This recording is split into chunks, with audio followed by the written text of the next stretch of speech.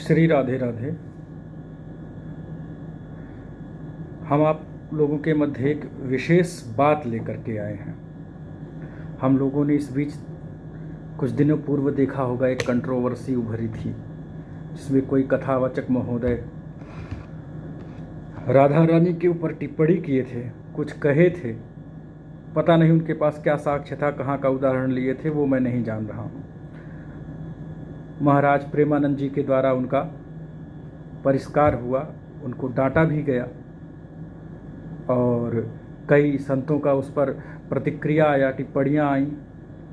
कई लोग, कुछ लोग उनके जो भक्त जन रहे वो समर्थक रहे होंगे, और जो भगवत भक्त हैं जिन्हें कुछ उस रहस्य का पता था वो उनके विरोध में थे।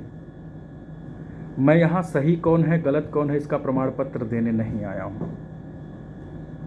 इन सब स्थितियों में जिनसे हम ज्ञान लेते हैं, जिनसे हम सीखते हैं, वो लोग जब आपस में एक दूसरे के ऊपर टिप्पणी कर रहे हों, वो लोग जब आपस में एक दूसरे का कटाक्ष कर रहे हों, तो उस समय हमें क्या करना चाहिए, इस भाव को बताने के लिए आया हुआ हूँ।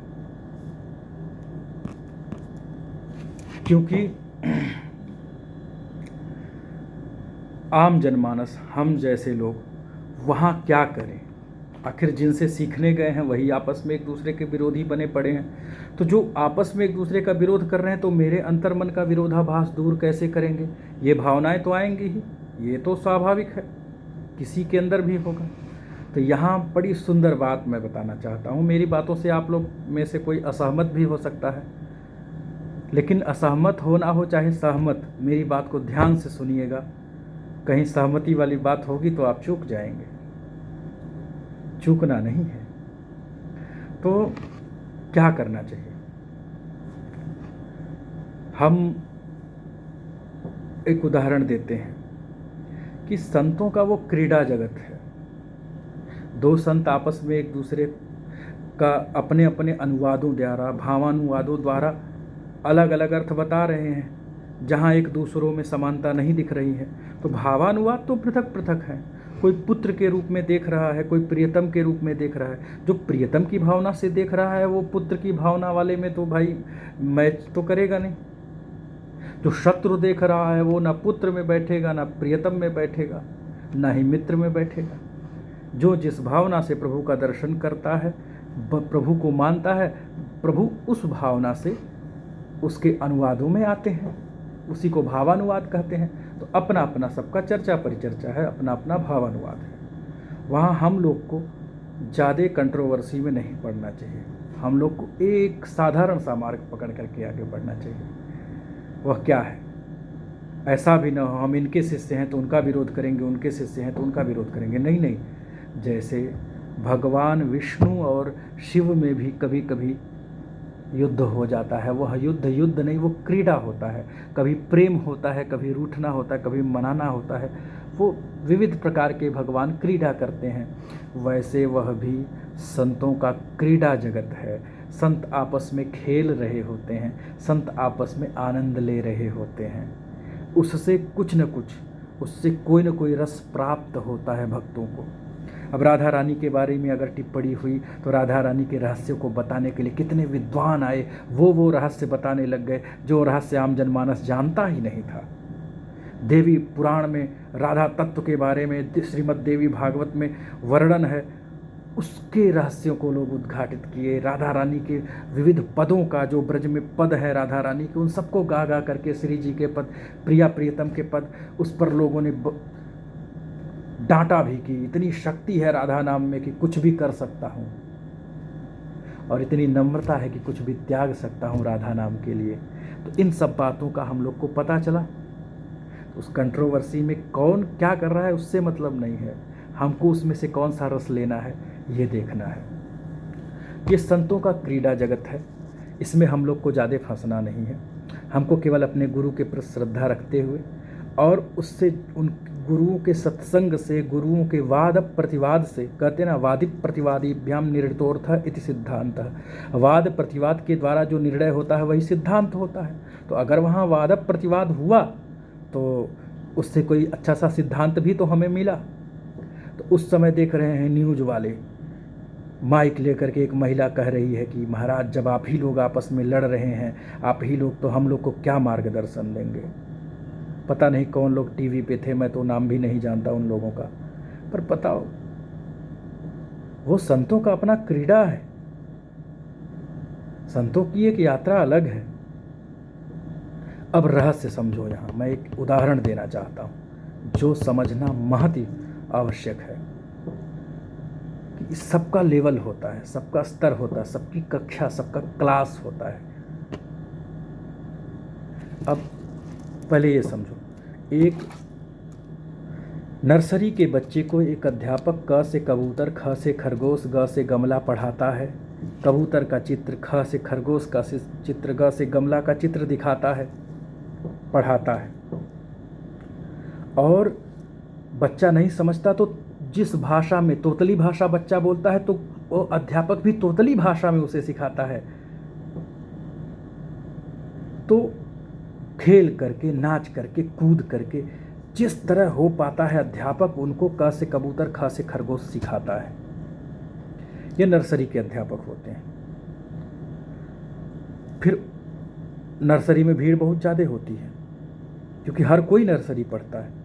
जिनके परिवार शिक्षा के लिए जागरूक हैं, बच्चों को ज़रूर पढ़ाते हैं। उससे आगे बढ़े तो मैट्रिक में जाके भीड़ कम हो जाता है, क्योंकि कुछ लोग उसमें कर्मयोगी होते हैं, अपना काम चुन करके आगे बढ़ जाते हैं काम करने। कुछ शिक्षा जगत में ही आगे बढ़ना चाहते हैं तो मैट्रिक पास करते हैं, हाई स्कूल पास करते हैं। कुछ और जागरूक होते हैं, वो इंटर। कोई और ज़्यादा अध्ययन का अभिलाषी होता है, वह जा कर के ग्रेजुएशन करता है। कोई और अधिक ज्ञान लेना चाहता है तो वह मास्टर डिग्री करता है। और कोई उससे भी आगे बढ़ता है तो पीएचडी करता है, थीसिस लिखता है, शोध करता है। थीसिस लिखने में भी एक प्रोफेसर रहते हैं जिसके अंतर्गत थीसिस लिखता है। तो थीसिस वाले प्रोफेसर, अब ये सीरियल वाइज होता है, ये एक एक कड़ी ऊपर बढ़ती जाती है। और जैसे जैसे कड़ी ऊपर बढ़ती है वैसे वैसे भीड़ कम होते जाता है। पीएचडी में बहुत कम लोग पहुंचते हैं, उसके पहले ही सब कहीं कहीं लग जाते हैं, कुछ लोग पहुंचते हैं। तो जो थीसिस लिखवा रहा है, जो थीसिस पर काम करवा रहा है, शोध करवा रहा है प्रोफेसर, उस प्रोफेसर को उस क से कबूतर, ख से खरगोश पढ़ा रहे नर्सरी के अध्यापक की निंदा नहीं करनी चाहिए। क्यों? क्योंकि नर्सरी का अध्यापक भी अपने स्तर पे जो काम कर रहा है उसी स्तर से आपके थीसिस तक पहुंचा है विद्यार्थी। और जो नर्सरी में पढ़ा रहे हैं क से कबूतर, वो वेदांत के सिद्धांत, मतलब बड़े बड़े शोध के सिद्धांतों को नहीं समझ पा रहे हैं, तो उनके ऊपर भी टिप्पणी ना करें। कोई किसी के ऊपर टिप्पणी ना करे, सबका अपना अपना क्लास है, जो जहाँ है वो वहीं से अपना 100% दे। ठीक वैसे ही अब ये मैंने एक कक्षा के बारे में बताया, अब इसको ऐसे समझो कि हमें संतों के ऊपर कैसे घटाना है। हम बहुत अधिक अगर इमोशनल होते हैं, आध्यात्मिक होते हैं, स्पिरिचुअल जीवन जीना प्रारंभ करते हैं, तो उस समय सबसे बड़ी भावना, सबसे बड़ा प्रक्रिया हमारे अंदर क्या जगता है? हम प्रातःकाल उठते हैं, समय से स्नान करते हैं, तिलक लगाते हैं, भगवान को तिलक लगाते हैं, अक्षत लगाते हैं, पुष्प चढ़ाते हैं, जल चढ़ाते हैं, मिष्ठान्न का भोग लगाते हैं, धूप दीप नैवेद्य करते हैं। नैवेद्य मतलब प्रसाद चढ़ाना, भोग लगाना। फिर उसके बाद मंदिर में दर्शन करते हैं। फिर मंदिर में दर्शन करने के बाद कुछ जाकर के जीवों का, कुत्ते का, श्वान, पिपीली का, चींटियों का भी बड़ा ध्यान दिया जाता है अपने सनातन धर्म में। और मंदिर में कैसे क्या चढ़ाना है, कितनी मात्रा में चढ़ाना है, इसका भी ज्ञान होना चाहिए। सब जीवों की सेवा भी करते हैं और ये सब करते हैं। प्रारंभिक स्तर आध्यात्म का हमारा यही है जो कर्मकांड है, और कर्मकांड का सारा विधान पूर्व मीमांसा में है। पूर्व मीमांसा के अनुसार ही हम कर्मकांड का पालन करते हैं। तो वो मान लो एक प्रकार का नर्सरी का कक्षा है। दूध कैसे चढ़ाना है, जल कैसे चढ़ाना है, मिष्ठान्न कैसे भोग लगाना है, तुलसी दल को कैसे प्रसाद में पाना है, तुलसी दल के द्वारा कैसे भगवान को रिझाना है, कौन सा पुष्प किसको चढ़ाना है, ये ही है क से कबूतर, ख से खरगोश, ग से गमला वाली यात्रा, पूर्व मीमांसा की यात्रा, नर्सरी वाली यात्रा। जब इसमें आप पक जाते हैं तब क्लास आपका आगे बढ़ता है। जब क्लास आपका आगे बढ़ जाता है तो एक समय के बाद उत्तर मीमांसा मतलब वेदांत की यात्रा चालू होती है। जैसे मान लीजिए शोध का, थीसिस का, वहाँ का से कबूतर, खा से खरगोश सब किनारे हटा दो, अब चुप हो जाओ। अब किसी भी अक्षर का, किसी भी वर्ण का कोई भी प्रतीक नहीं देखना पड़ेगा। उस क की व्यापकता अनंत है, उस ख की व्यापकता, उन वर्णों की व्यापकता अनंत है, अनंत शब्दों का निर्माण हुआ है, ये हमको पता चल चुका है। ठीक वैसे ही कर्मकांड में जब हम निष्ठा हो जाती है हमारी, उन मूर्तियों के प्रति, उन वेदियों के प्रति पूरी श्रद्धा जम जाती है, जब हमारी धारणा स्थापित हो जाती है, तब हम अपने ध्यान में कभी भी उतार सकते हैं अपने इष्ट को। फिर हमें किसी सामग्री की आवश्यकता नहीं लगती है। वही है वेदांत की यात्रा, वही है उत्तर मीमांसा की यात्रा। मान लो वही है शोध की यात्रा, वही है थीसिस लिखने की यात्रा, वही है पीएचडी वाली यात्रा।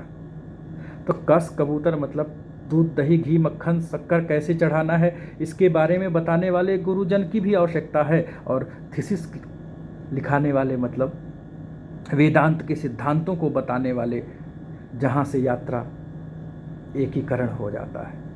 फिर सारे सामग्री बीच के हट जाते हैं, सारे आवरण चीरहरण हो जाता है, मतलब वस्त्र भी हट जाते हैं।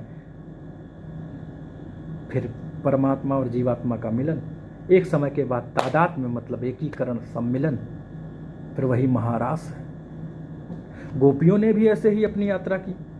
पहले दूध, दही, घी, मक्खन चढ़ाती थी, खिलाती थी, भावनाओं में अपने उनके साथ खेलती थी। तो वैसे ही हम मूर्तियों में दूध, दही, घी, मधु, शक्कर से अपनी धारणा बनाते हैं, एक सगुण और साकार के रूप में कि हाँ एक आकार है प्रभु का उस मूर्ति में, उसका पूजा करते हैं हम। वैसे ही कृष्ण का आकार के सहित पूजा करती थी। एक समय के बाद दूध, दही, घी, मक्खन दूर हो गया, अपने हृदय से लगाई महारास में। एक समय के बाद फिर प्रिय भगवान की मूर्तियों के साथ भी व्यक्ति बैठ करके और मानसिक पूजा कर देता है, मन से सारी चीज़ें अर्पण कर देता है। ये तन मन धन समर्पित है मेरे नंदलाल आ जाओ, सब स्वीकार हो जाता है। मन से जो चढ़ा दोगे, मनसा परिकल्प है, सब कुछ स्वीकार कर लेते हैं प्रभु। ये भी एक यात्रा है, उससे ऊंची यात्रा है। एक समय के बाद कृष्ण चले जाते हैं गोपियों से दूर। अब रत्ती रत्ती, पत्ती पत्ती, कण कण में कृष्ण ही कृष्ण व्याप्त रहते हैं। अब उनको एक जगह कृष्ण नहीं दिखते, अनंत जगह कृष्ण, हर जगह कृष्ण दिखते हैं। अपने अंदर भी कृष्ण, बाहर भी कृष्ण। वैसे ही एक समय के बाद मूर्ति हो न हो, पूजन सामग्री हो न हो, अवस्थाएं व्यवस्थाएं ज़्यादा न रहें, फिर भी आपका पूजन चल रहा होता है, आपका ध्यान, आपका प्रेम चल रहा होता है। तो ये सारी यात्रा उन्हीं संतों के द्वारा होनी है। किसी के ऊपर टिप्पणी मत करो, कोई संत गलत नहीं है। और जो गलत है, अब आप ये मत कहिए वो ये करते हैं, मैंने जो सुना है वो बता दे रहा हूँ, मेकअप करते हैं, ये पहनते हैं, वो पहनते हैं, उससे तुमको क्या मतलब है? तुम्हारा प्रारंभिक आध्यात्म वहाँ से चालू हो रहा है। कुछ लोग कहते हैं अरे वो तो मेरी ही भाषा बोलता है, मेरे ही जैसा बोलता है, एकदम विद्वानों जैसी भाषा नहीं है। मैं मानता हूँ बहुत परिष्कृत, बहुत शुद्ध वेदांत वाली भाषा नहीं है उनकी। तो वो वही वाले अध्यापक हैं ना जो नाच करके, गा करके तोतली भाषा में बच्चे को पढ़ा रहे हैं। कोई कहता है मेरे पति शराब पीते हैं, तो लौकिक बात है, संसार की बात है, वो संसार का ही उदाहरण दे करके उनको ठीक करना चाहते हैं। और सब अपनी जगह सही है, सबकी अपनी यात्रा है, सबका अपना क्लास है। सब एक एक क्लास जब ऊपर उठते हैं, जब तुम ऊपर जाओगे, हम यहीं भटक जाते हैं। जब हम ऊपर पहुंचते हैं ऊपर के क्लास में, तो हम देखते हैं ओ हो ऊपर वाले गुरु के पास तो भीड़ ही नहीं है। हमें लगता है ओ हम गलत जगह आ गए, हमको तो वहीं रहना चाहिए। नहीं नहीं, नर्सरी में ही ज़िंदगी भर रह जाओगे तो गड़बड़ हो जाएगा। ऊपर के क्लास में तुमको आना ही है, लेकिन तुम्हारा प्रारंभ नर्सरी से ही होगा। नर्सरी वाले का तिरस्कार नहीं करना है, क्योंकि अपने बच्चे को भी तुम नर्सरी में ही पढ़ाओगे, तभी ना तुम्हारा बच्चा हायर एजुकेशन में आगे बढ़ेगा। तो ये सब संतों की यात्रा है, ये भगवान की लीला है। जैसे शिव और विष्णु आपस में लीला करते हैं, जैसे अन्य देवी देवता आपस में लीला करते हैं, वैसे ही हमारे संत जन भी लीला करते हैं। और यही संतों की यात्रा है। और जो वास्तव में कुमार्ग पर जाता है, वह चाहे संत हो, चाहे असंत हो, चाहे महंत हो, भगवान चुटकियों में उसको किनारे कर देते हैं। उसके लिए आपको अपने ज़बान को ख़राब करने की आवश्यकता नहीं, न किसी को पाखंडी, न ही किसी को बहुत बड़ा कहने की आवश्यकता नहीं है। जो आपके गुरु हैं उनके प्रति निष्ठा रख करके आप अपने अध्यात्म को आगे बढ़ाइए। सनातन धर्मावलंबियों, अपने संतों का सम्मान करो, अपने संतों से प्रेम करो और अपने संतों के बताए जिस कक्षा में हो उस लेवल के संतों का मार्गदर्शन लेकर के अपने जीवन को आगे बढ़ाओ। यही मैं कहना चाहूँगा। ये सब कंट्रोवर्सी एक सीख, एक ज्ञान देने के लिए हुआ था। उसमें ये मत सोच लेना कि यही लोग अज्ञानी हैं। अरे भाई, संत लोग नहीं रहेंगे तुम कितना भटक जाओगे। अब तुम छोड़ दो कि प्रेमानंद बाबा ने उसको डांट दिया, उसने उसको डांट दिया, उसने उसको डांट दिया, तुम भटक जाओगे, तुम्हारा अध्यात्म खो जाएगा, क्योंकि तुम्हारे पास टाइम ही नहीं कि तुम शास्त्रों पर शोध कर पाओ, अध्यात्म पर शोध कर पाओ, बैठ कर के चिंतन कर पाओ। जो रस संत लोग पाते हैं वही रस बांटते हैं। उसी रस के भरोसे थोड़ा बहुत बचा हुआ है जो, उसको संभाले रखो। उससे ही जीवन में परम गति, परम लक्ष्य, परम तत्व मिलेगा। बोलिए वृंदावन बिहारी लाल की जय। मुझे लग रहा है कि कुछ समझ में आया होगा। मेरी बातों से कुछ लोग सहमत भी होंगे, असहमत भी होंगे। जिसको जैसा होना है वो वैसा हो सकता है। मेरे ओर से कोई ज़बरदस्ती नहीं कि आपको यही होना है। मेरे शब्दों में से जिसे जो लेना है वो ले सकता है। राधे राधे।